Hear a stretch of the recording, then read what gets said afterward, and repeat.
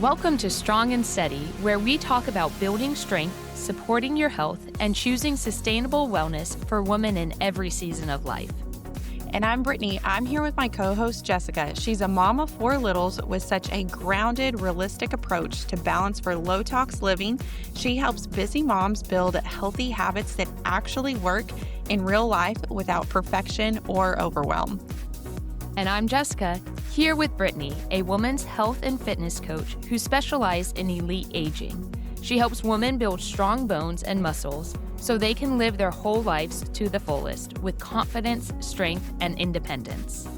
And together, we have over 2 decades specializing in the health and fitness industry. So whether you're in the thick of young motherhood or focused on staying strong for the long run, we are so glad you're here. Hey guys, it's Brittany, and we're so glad that you are here for the Strong and Steady podcast. And I'm so excited about our guest today from Hatton Health. So we have Khari and Abby, and we're so y'all just tune in, listen in, because you are going to glean so much of their wisdom. So Khari, he has had over 27 years in cooking and everything. So first of all, that's amazing. And then Abby, she has had over a decade in the health and fitness industry. And so they literally had the perfect mix of putting things together. And they are the owners of Hatton Health. And y'all, tell us what got y'all started on this? We'll just start there.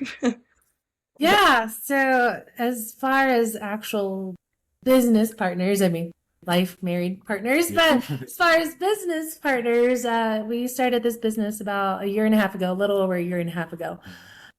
Started Hatton Health.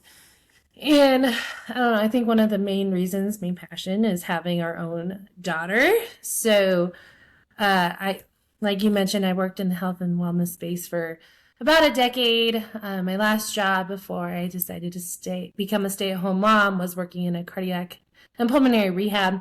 So I worked with a lot of chronically ill patients, and that was kind of my goal. That was my dream job at the time. I was working with those clinical populations and getting them back to health and getting them back on their feet after severe events. And so after she was born, though, I told my coworkers that, and I love my job, but I was like, I told them, I was like, I gotta be home. I cannot. Yeah. I gotta be home. I'll give myself a year of being home with our daughter and just cherish that time. And then after a year, I'll try to figure something out and go back into the workforce. And that year came super fast and past a year. And so then I started trying to brainstorm, okay, how can I work from home? What can I do? And I started taking a nutrition certification class and just trying to, keep my resume up to date, do some continuing education. So when I did go back to the workforce, at least I could show something, because just being a stay-at-home mom, unfortunately, doesn't live on a resume for a lot of jobs. So everything. Yeah, and so I was just working continuing education and doing online nutrition certifications, and I was like, what if I made my own nutrition course and tried to work from home and do that? And then I started talking to him. I was like, why don't we combine both of our strengths, both of our expertise into something together? Because they, like you said before, they are a good mix. I add the nutrition component, and he actually makes it taste good. Yeah. So I'm trying to make healthy food actually taste good and enjoyable. And so we got a business coach who was both of our business coaches, Courtney Morton, and she's the one that encouraged us to try to find a niche and niche down. And so we really started focusing on those toddler years, because that's where we are currently in our lives with our daughter. But also, I wanted to start working more on preventative health measures too, because I did see the chronic side, the reactionary side of health. And so many of my patients were like, why didn't we know about this sooner? Like, why didn't we know about nutrition? Why did nobody teach us this, 10 years ago before our heart attacks and things like that? And so I really wanted to start focusing on preventative health and starting it with young families from the beginning, setting a good example and setting healthy habits from a young age. And so that's I love that.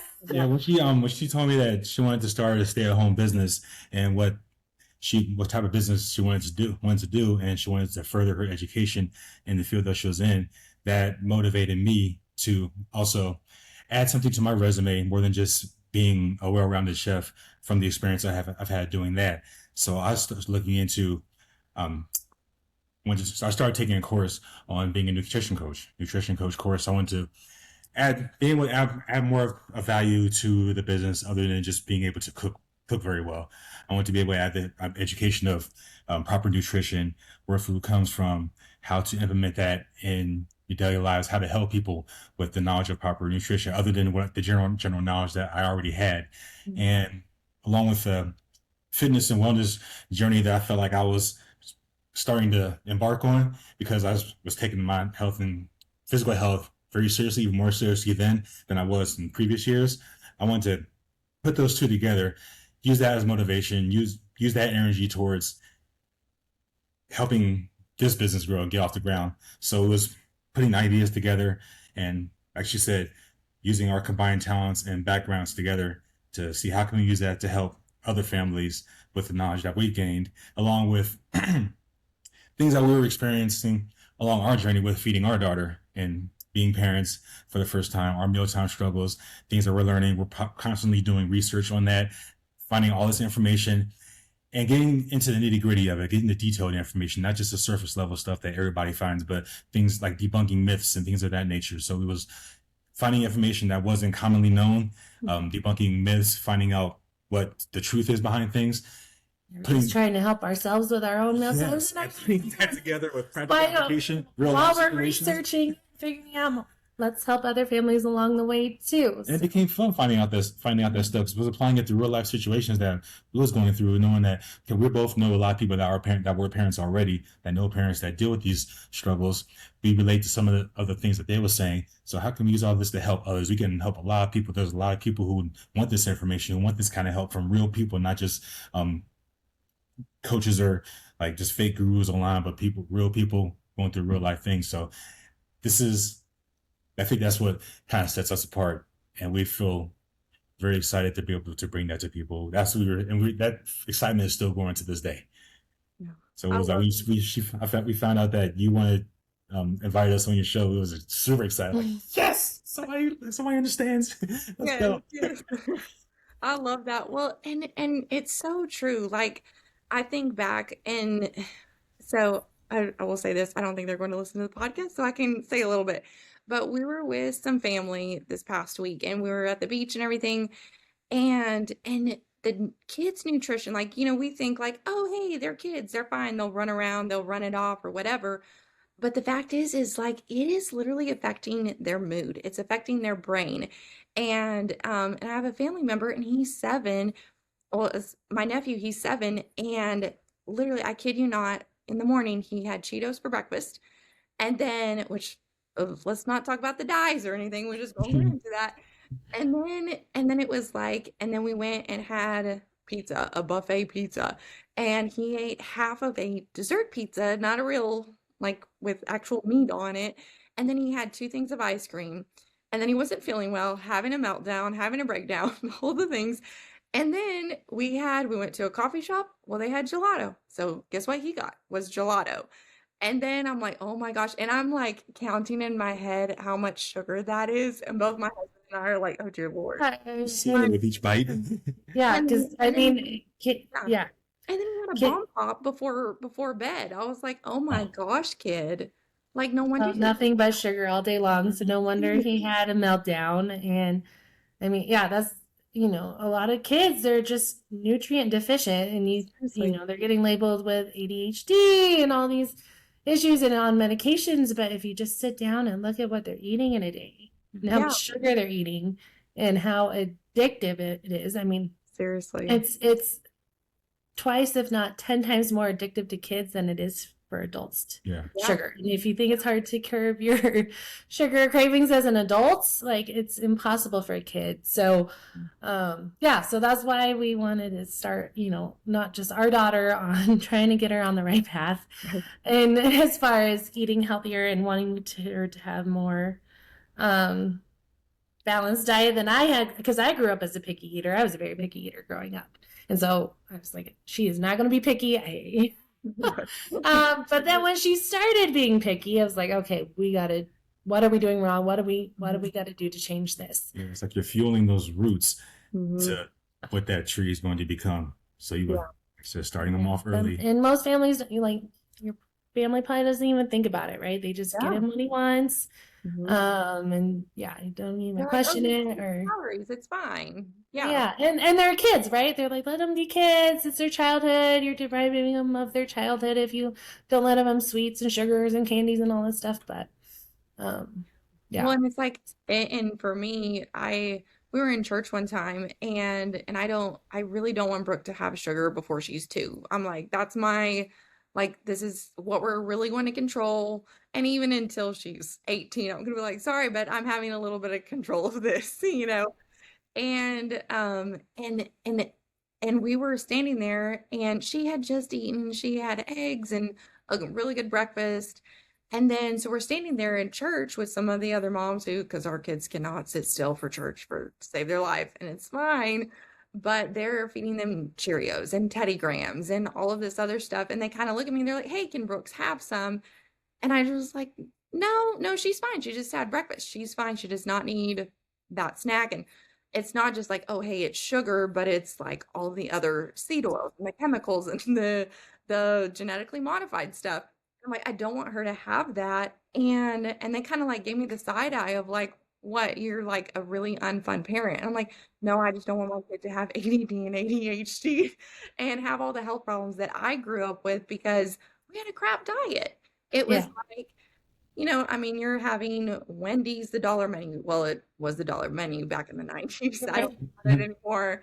And it's like I had so many health problems growing up, and that's what got me into my nutrition and, figuring out, I loved how y'all said, like, figuring out and solving those issues. Because it's like, we have been taught as a society, oh, just eat this and then take medication, fix the symptoms. But it's like, our food is our biggest medicine. Like, God created all of this on earth to help us, and we get to use that in the kitchen. And I loved how you said that, Khari, about making the good food taste good. Because we think like health food has to taste like crap and garbage and blah. It's like just baked chicken and broccoli and rice. Like, the alternatives. Like, you can find the alternatives to all the unhealthy stuff without being the boring parent. There's ways to go about it. Not everybody knows that, so that's part of our mission is to help people do that. Help people still make sure the kids are still having the fun foods, the fun snacks, the fun treats, without it being like just the stale, dull stuff or like nasty things. Things are still delicious, still fun to eat because colorful, still fun. Exactly, because kids are very, very visual more than we are. Like you said, they don't know, but we know. They don't have that mental filter that we do. So all the sugars and the empty carbs and everything is affecting them a lot more.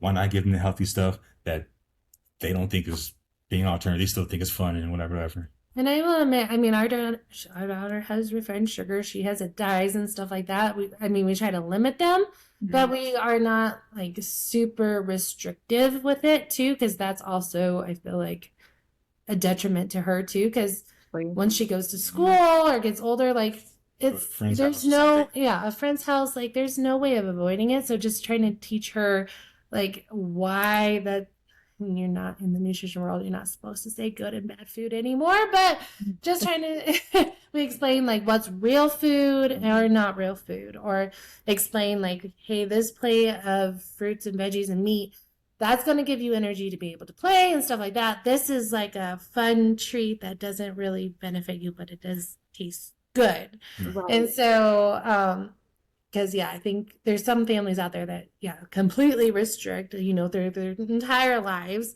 Like you want to feel good now. And I grew up in a pretty restrictive household, and so then when I went to college, it was like a free for all, and I didn't know how to manage it, right? Yeah. And so, yeah, it's a balancing act, and so that's what we're trying to help parents Yeah. with Well, too. yeah, because Jessica, her Instagram was like scrunchy mom life, and it's like the semi crunchy. That's how I label myself too, a scrunchy mom. Yeah. I didn't know about that term until last year. She told me about it. Like, Yeah, it's like Yeah. trying to be, but not full. Yeah. Well, it's and fun to like teach Not about extreme. feeling good now and crashing later versus feeling good now and feeling good later. yeah. Well, and So it's just when also you're like, teaching your kids like, hey, if you eat this, like, yeah, you can eat this, but you have to know like how you're going to feel. And and then it's like if you constantly restrict it, I don't even remember the movie, but she's like very restrictive and everything. And then the kid finally ate like legit cake, and she's like, "You lied to me. It doesn't taste like this." You're right. But when they start doing that, it's like they're going to feel, oh, my tummy hurts. Oh, I have my head hurts. I get a headache when I eat a funnel cake, or and then also just teaching them moderation for sure. Because I'm like restrictive on either side. I don't have like I've never had an eating disorder, but I have had disorderly eating. And I think that can be a two-sided coin of like where you are so restrictive that the stress is just horrible. And I think that can, especially as parents, it's like we can be so stressed out that we're taking the fun out of it. Yeah, It's like, okay, kid, have the ball and pop, like go on with your life, and then tomorrow we're gonna get back on track, and teaching them like it's okay, it's life. We're not gonna live for forever. Enjoy a little bit. Yeah, like you mentioned earlier when you was talking about mood and behavior, like we've seen that firsthand. Like just with our daughter and kids around us, like the behavior changes, the mood changes. It's almost instant sometimes. Yeah. And it's amazing that the difference it is from whole foods to processed to healthy alternatives to the quick fix things that you feel good in the moment, but then later on it's a total 180. Then causes stress on the parents, stress on the kid because they're not feeling well. They're kind of trying to struggling to get them to nap or struggling to get them to sit still. Yeah.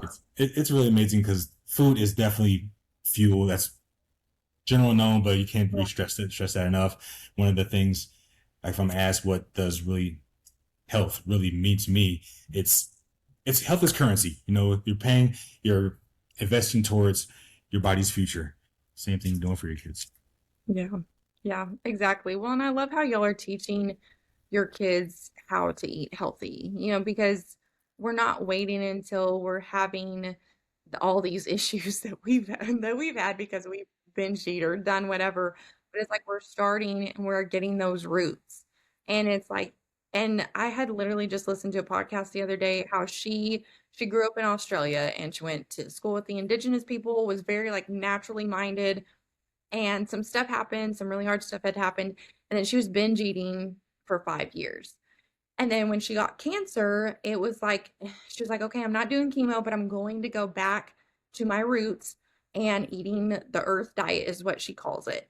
And it's like it wasn't just an overnight thing, but because her parents had grounded her in that natural health food, and then she remembered that and was able to go back and really heal. And it's an awesome story how she healed from cancer and everything. So I have to ask y'all and I know a lot of parents are asking for this. What would you say your biggest pointer or pointers are for picky eaters? Patience. Patience. Yeah, don't expect the miracle to happen in the next meal or right away. A little persistence without being super strict or stern, like being patient, and those are the first two things I would say. There's other things also, but I'd say too, for pickiness, it's most of the time it's not the actual food that's causing the pickiness.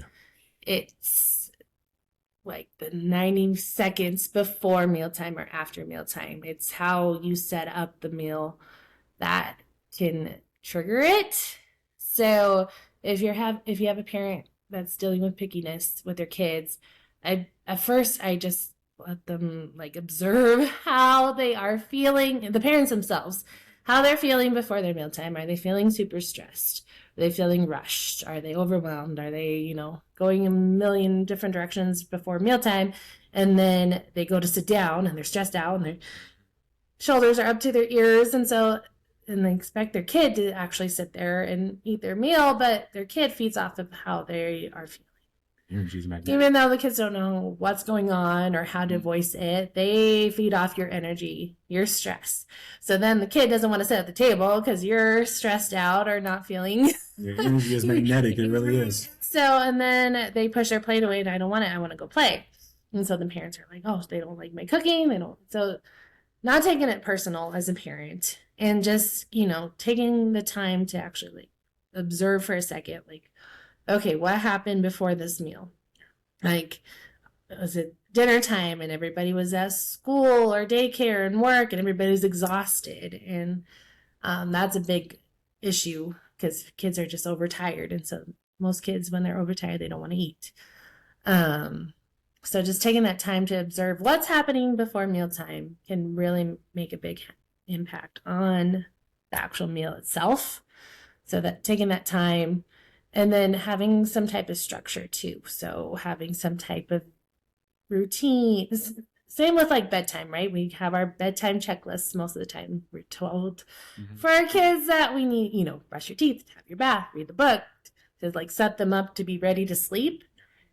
The same thing happens with meal times. You need to have a repeatable routine that helps them signal like, hey, it's time to eat. It's time to sit down. This is what we're doing right now. It's not playtime. It's not run around time. And we've definitely noticed that with our daughter when we don't set those strict boundaries or routines, which we lost that for a while when we were in a big move and stuff like that. And things got a little chaotic and we totally noticed when we didn't have that routine set again. And it took a while to get that back, but we're getting there. I mean, even just sitting down and saying a grace together, having a prayer or singing a song together, or having some kind of family mantra just like helps them know like, okay, it's time to sit and eat at the table. And that can make a big difference too, as far as how they eat. Yeah, we were just talking about that yesterday with each other, about the structure, and sometimes like the 90 seconds before you actually physically start eating, everything that leads up to that. You just like, as adults and kids too, we all, not just during time, but in general, you just sometimes need a few minutes to just sit down, stop, take a breath, reset, recenter, no matter what was going on during the day before that. Take a break from that. Now it's dinner time or now it's lunchtime. And with kids, they have all this energy all the time, seemingly they have nothing to do with it, or when it's time to sit down, they're still ready to go. We like to figure out different ways to make it fun for them while not distracting away from the food. Like Abby said, maybe songs or something, or have them bring a toy activity to the table. Something to keep their hands busy or keep them from being distracted with looking at other things. No screens, keep the phones away. Talk about your day.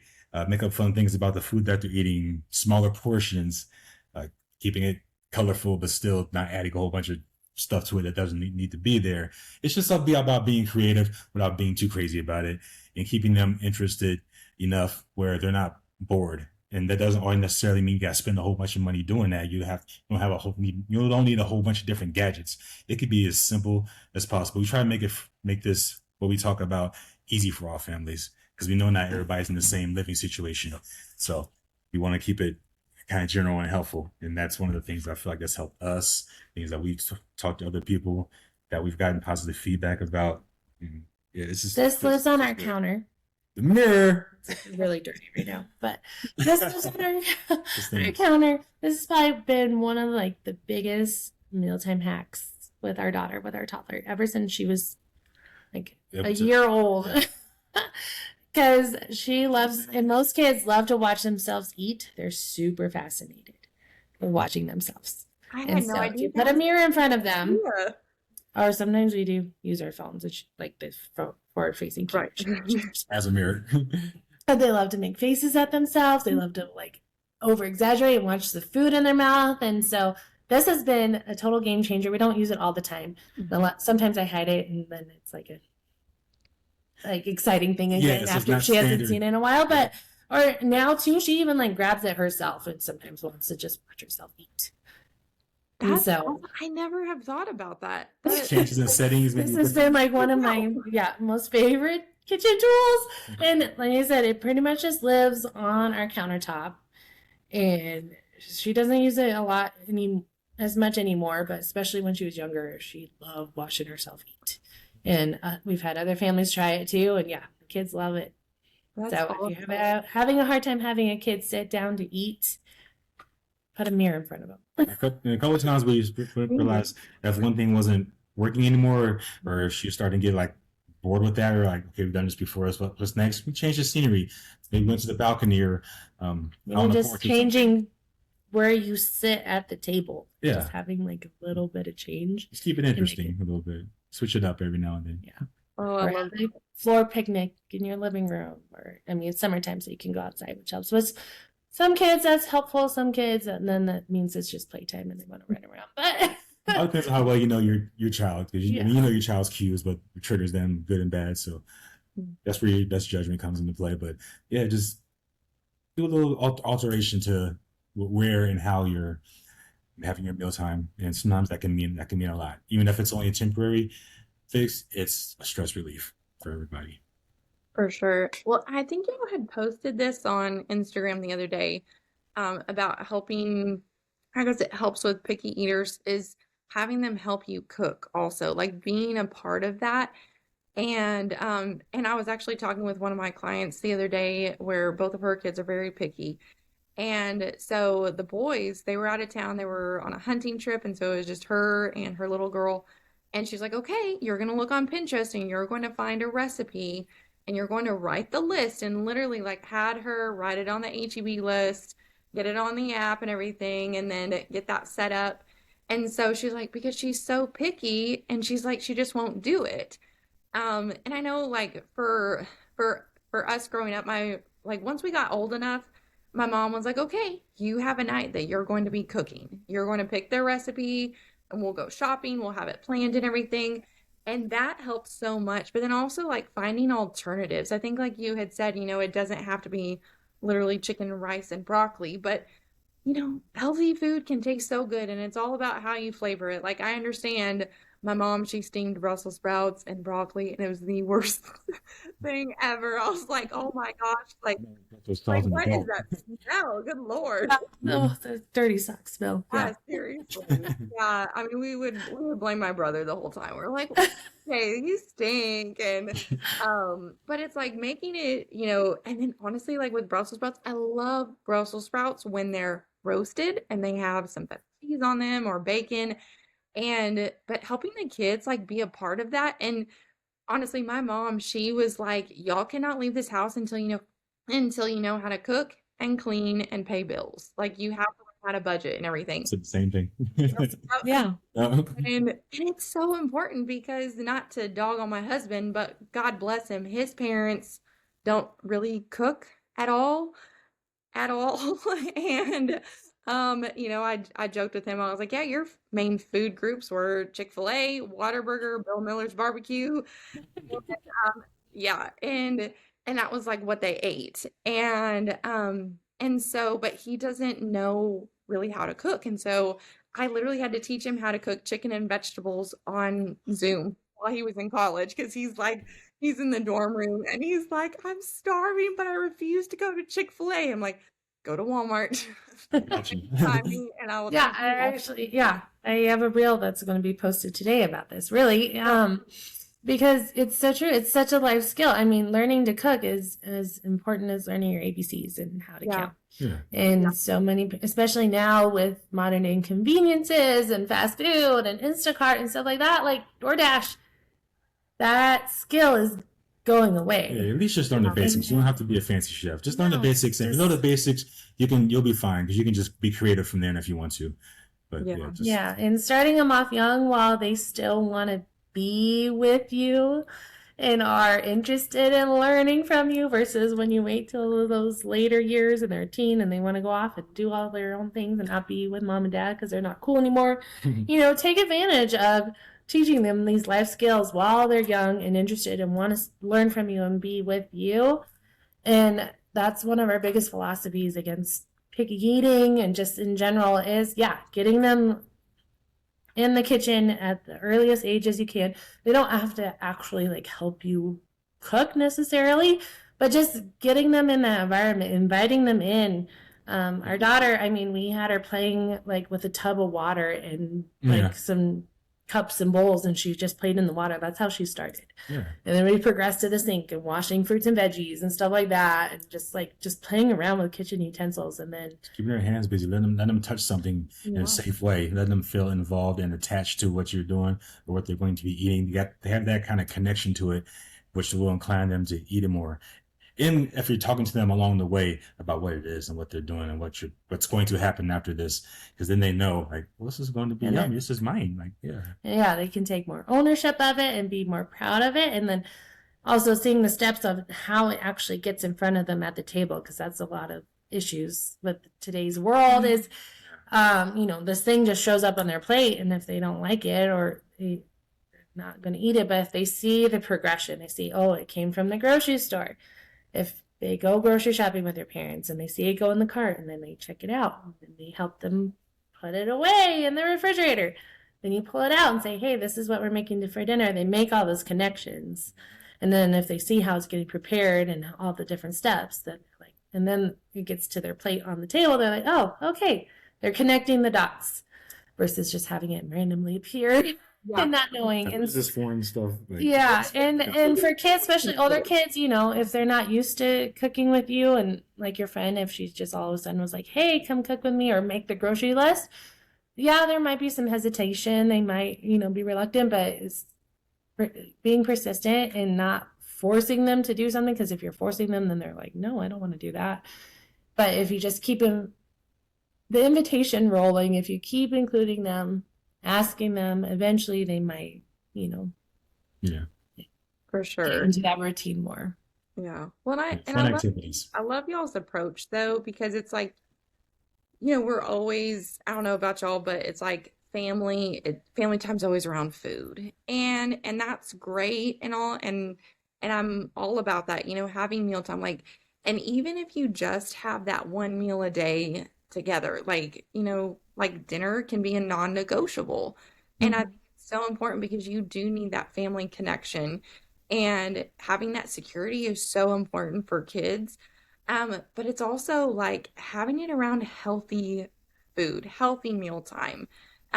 Because here in Texas, we're all about potlucks and casseroles. They are not healthy whatsoever. And it's so funny though, because my dad, he's an amazing cook. Like, he came from a family where my grandma, she always had fresh baked bread every single day, and we always had pasta, and we always had this and always had that. And it was great, like it tasted great, but it's like, okay, we need to start something new where it's like we're having, just a healthier lifestyle. And we laugh so hard because, being a nutrition coach, I started cooking a lot healthier. And my dad would be like, oh, you should put a little bit of butter and a little bit of this and a little bit of that. And I figured out, I was like, your opinion is not in the recipe, sir. And I like that. I like that. It's amazing, but I'm like, need a healthier alternative. We're trying to prevent cardiac arrest and all that stuff. Like, we're this stuff, not add to it. You're right. So can y'all tell me like a success story or one of y'all's favorite, I don't want to say a favorite client, but just one of those clients that has really been impacted? I think one of our greatest, I guess, case studies, if you will, was our client Kimmy, and she was actually one of our beta testers for our program, our family time program. Good old Kimmy. And so her son is like a month older than our daughter, so he's about to turn 3. But this was a year ago when they were in our program, and she struggled because her and her husband work. Her husband's a farmer, so he works all day long in the wee hours, and then harvest time and stuff like that, he's out till the sun goes down. So most of the time it's just her and her son for like dinners and stuff like that. And he's at daycare all day. She's at work. And so it would get home and it was just, she really struggled with like dinners and stuff like that. And she just did a lot of microwave, easy made meals. And then of course he wouldn't want to eat them because at daycare, he pretty much just ate like donuts and candy all day because that's what his daycare teacher provided because she was just a single caregiver and had I forget how many kids, a lot of kids. And so she just, had whatever for them all day long. They just like ran around and snacked all day long. So that's what he wanted to do at home. And so she came to us. And so not only was she like super receptive to everything that we talked about in our course, but she really took it to heart and started grocery shopping with Cooper even at a young age. He was very picky, and so just getting him in the grocery store, and she also was doing grocery pickups all the time. She would just go after work and sit in the parking lot and pick it out. And it's like, even if you don't actually do your grocery shopping, like try to take him to the grocery store at least once a week. Get him to see all the different foods. Let him pick out like 2 or 3 things. Like give him options, like not a lot of options, but say, hey, do you want carrots or cucumbers? Like give him 2 options of veggies, 2 options of fruit, and let him pick which one he wants and actually put it physically in the cart. Let him check out. And that was huge. And he loved it because I think a lot of adults are like afraid of taking their kids to the grocery store because they're going to want everything and want all the toys and just be chaos. But even if you don't do like your actual weekly grocery shopping, but if you just try to take your kids at least once a week or every other week to get that exposure. And again, kind of like what I talked about earlier, like seeing the progression of how things get from the grocery store to home made such a difference. And he was excited to eat his stuff when he got home. He's like, hey, I picked this out. He had that ownership.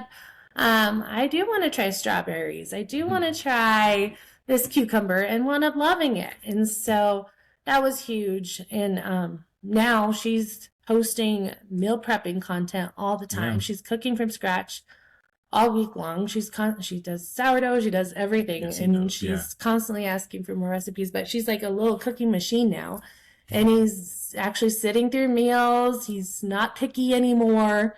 And so it's just really fun to see the progression and how quickly their whole dynamic changed just from like little tweaks like that. Awesome. That's amazing. I love that, how it's like you're inviting them into, because I'm with you. I'm with her, I guess you could say, my HB order. Yeah. And and there's nothing wrong with that. No, it's great, especially for time saving. But for sure, just starting, like I said, just even if you don't actually do your grocery shopping, like full grocery shopping, just taking the time to get them into the grocery store and learning like all the fruits and veggies and all the where things are in the grocery store and why you should buy certain things or why we don't buy things and stuff like that. And our daughter, she wants to eat the carrot in the cart. Yeah, she now like loves to grocery like store is one of her favorite things to do. I know. She started like picking off the like kale leaves on the like display and like started eating. I'm like, you gotta wash those first. She's like, leaves. Yeah, she gets so excited for the grocery store. Yeah, just putting things in the car, like asking questions about things like, what's this, Dad? What's this, Mom? Like, what's that one? And like, it's fun because going back to what we was talking about diet and mood, and we briefly touched on the diets and things, it helped with behavior. Like we don't really see a lot of the behavior struggles with kids in the store that we see from a lot of other parents, because that's helped us have her walk around with us in the store without running off, just running to grab random stuff or just act out. It's made it like a blessing for us. We love having her in the store. She loves being in there. Even when she was like early on walking, we give her something. We have videos of her just being excited about certain things. First time in the store, we're carrying her. She's being a goofball. So sorry. Well, and I think just, including your kids in the actual process, because I think a lot of parents, they just sit them in the car and they just do their thing and they don't actually like have conversations about the stuff they're putting in the cart, and kids get bored and things like that. So just encouraging parents to actually, even if they're child isn't talking yet. Like just voice, like, hey, we're grabbing this, we're putting in the cart. Or naming colors, or finding letters, saying, hey, what's that letter on that box? Shapes. Or shapes, or just, if you're not even putting things physically in your grocery store, like, hey, what's that fruit? What's that color? Things like that, just to get them to be entertained and learn. In our family time course, we have a lot of different, like scavenger hunt worksheets too for kids, for older kids. So trying to find like a bread product or a can of beans or stuff like that. So that keeps them engaged while they're grocery shopping too. It gives them something to do and they feel a part of it. Yeah. And I think that's such a big thing, is like having them a part of it. It's like we talk about family meal time. Well, like, then let's do this as a family. Mm-hmm. And the cool thing about taking them into the grocery store, and I do this a lot of times because it's like I'll see a new fruit or a new squash. I mean, I don't even know how many squashes there are, but there's Yeah. like this one is on sale. Let's find a recipe. Like, let's try this out, and even like my mom, she was very good about this, is like, hey, I don't know, because it's like your kids will ask you, what's this for? What's that? What, like, just asking questions. And sometimes it's like we can say, I'm not sure, but let's look this up. And then you're learning together. Yeah. And then you can be like, hey, let's buy it and let's do it. Let's try a recipe. It may or may not taste good, and that's okay. It's still an experience. Yeah. So, Yeah. It'd rather be like that than take a gamble and purposely spend and waste your money on something that's going to be detrimental to your health just because it's pretty. But it can be like something pretty and very, very bad at the same time. You're guessing. At least you looked it up and you found that it's healthy. Yeah, it's a beautiful thing. I love it. Yep, I love that. Awesome. So, well, before we close, I do want to ask y'all. So, what would you say your favorite recipe that y'all have made or is in y'all's program that y'all share there? Our favorite recipe. Personally, I could say one that's gotten the most feedback was one that we did in our first what we now call our Sunday family dinner cooking class, which is cookies for breakfast. Did we do that master class? Well, that was like the very first master class. Yeah, it was the breakfast cookies, which people like, and we've had people make it and post it on their social medias. I think that's probably my favorite one. I might have a lot of favorites if I sit down and think about it, but off the top of my head, it will be that one. Healthy cookies. Yeah, they're healthy cookies. But then the kids love it because they're like, we're having cookies for breakfast. Those things may have breakfast ingredients, but just in a different form. Like, I mean, it's oats, it's strawberries, there's a little bit of dark chocolate. Dark chocolate. Almond butter. So it's basically like oatmeal, but just in a cookie form. Oh, that sounds awesome. That sounds so can y'all tell me a little bit about y'all's family? Is it family time or THYME? Yeah, the Family Time's our signature program. It's a 12-week course and coaching program. So you get lifetime access to our course that teaches you everything that we talked about in more detail. But we go over mindfulness and mindful eating practices, nutrition through the ages, so for all different age groups. He has a bunch of cooking hacks and cooking tips on there. We have over 100 recipes in there now for parents to have. And just, mealtime strategies, things like you talked about, picky eating, we talked about that, and how to grocery shop with your toddler. We go into so much more detail in that course. But along with that, we do weekly coaching calls with both of us for 12 weeks. And so I keep saying patients. Parents can ask questions. We share wins. And within that, too, we have our whole community. So whoever's actively in that coaching group can connect with other families and things like that and ask questions and share wins. And alumni group. Yeah. And so after that 12-week program, they still have access to the course and all future updates, because nutrition and things like that are always changing. It's a science, so we're always evolving. So we want to make sure that they always have those updates and updated information and research. But then they get to graduate to our alumni group, which is currently a Facebook group. just to stay connected with other families and know what's going on. And it's not as, intensive as the coaching group, but it's still a way to stay connected. Yeah. Yeah. Awesome. I love that. So what would you, I guess, like, what would you say the last words? I don't know, what would you say like your biggest advice is around teaching your kids? Biggest advice. Biggest advice. Um, I'll say, like I said at the top of the program, patience. You know your child more than anybody else does. So you listen to their behavior cues, their hunger cues, their emotional triggers, and putting that together with what you learn from us, it's almost, I feel like it's almost a no fail situation, because you get the teachings from us, you have the knowledge that you know of your own child and the knowledge of yourself, what you can and cannot tolerate, what they can and cannot tolerate, which helps in your household.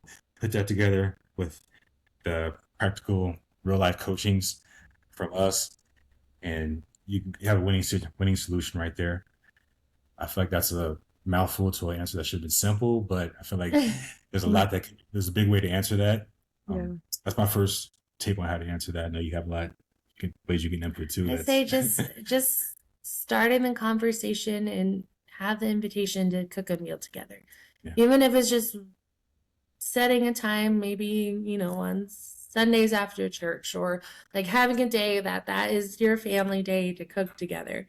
And if you have older kids, it may be like, oh, what are we doing? But if you make that habit, make that choice, just like working out or going grocery shopping, like adding that to your routine, like one day, this is our family meal. We're all going to cook it together. Even if you don't know what to do or what to make, just making that choice, I think, can make such a big impact in your family and your family dynamic and how your kids view mealtime and cooking. And yeah, I think that's maybe my biggest tip. And joining us for our Sunday family dinner cooking class, it's free. It's once a month, first Sunday of every month. Like the family time framework that we implement is like the reason we spell the word time, THYME, is not just a colorful play on words with the herb thyme, but it's an acronym for togetherness, health, yummy, mindfulness, and education. We break all those down in our family time course. I love that. Thank y'all so much. And where can they find you to connect with y'all? Yeah, so we're on Instagram, Facebook, TikTok at Hatton Health. So if you just search for that. YouTube. Yeah. We'll put y'all in the show notes and everything. Yeah, so there you can send us a DM, or if you want to email us at hello@hattonhealth.com, you can email us as well. And the invitation is open to you if you want to come on our show and talk about what you do. We'd love to have you on our podcast as well. Yeah. That's awesome. I love it. We'll talk podcast. We love to have you. Awesome. Well, thank y'all again so much for coming. I mean, our listeners got so much out of this, and we would love to connect with y'all. So again, we'll have Hatton Health, all of their information in the show notes, so that way you can connect with them. And again, they do have a master class or a family time cooking. Basically, it's a cooking master class.